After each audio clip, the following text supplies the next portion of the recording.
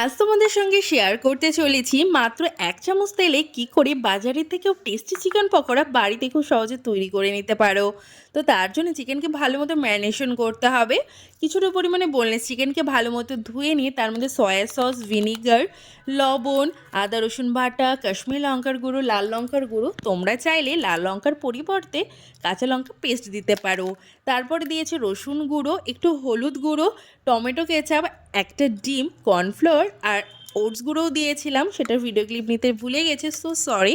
তো ভালো মতো ম্যারিনেট করে আমি রেখে দিয়েছিলাম ১.৫ ঘন্টার জন্য। ১.৫ ঘন্টা পর এয়ার ফ্রায়ারটাকে আমি প্রিহিট করে নিয়েছি ১০ মিনিটের জন্য ২০০ ডিগ্রিতে। এয়ার ফ্রায়ার তো আমার প্রিহিট করা হয়ে গেছে। এবার ম্যারিনেশন যে চিকেনটা ছিল সেটাকে আমি একটা ফয়েল পেপারের ওপর ভালো মতো চিকেনগুলোকে স্প্রেড করে দিয়েছি। তোমরা চাইলে ডাইরেক্ট বাস্কেটেও দিতে পারো। একটু ব্যাপারটা মেসি হয়ে যায়, যার জন্য আমি এভাবে দিয়েছি। তো আমাদের যে এয়ার ফ্রায়ারে চিকেনের অপশান রয়েছে সেখানে ক্লিক করে দিয়েছি। তো আমাদের এয়ার ফ্রায়ারে ২০০ ডিগ্রিতে টাইম লেগেছে ২৫ মিনিটের মতো। তোমাদের এয়ার ফ্রায়ারের টেম্পারেচার হিসেবে তোমরা টাইমটা অ্যাডজাস্ট আর টেম্পারেচারটা অ্যাডজাস্ট করে নেবে। মাঝখানে একবার বের করে ওপরে আবারও একটু সামান্য পরিমাণে অয়েল ব্রাশ করে দিয়েছি, তাহলে ওপরটা ক্রিস্পি আর ভেতরটা বেশি জুসি হবে।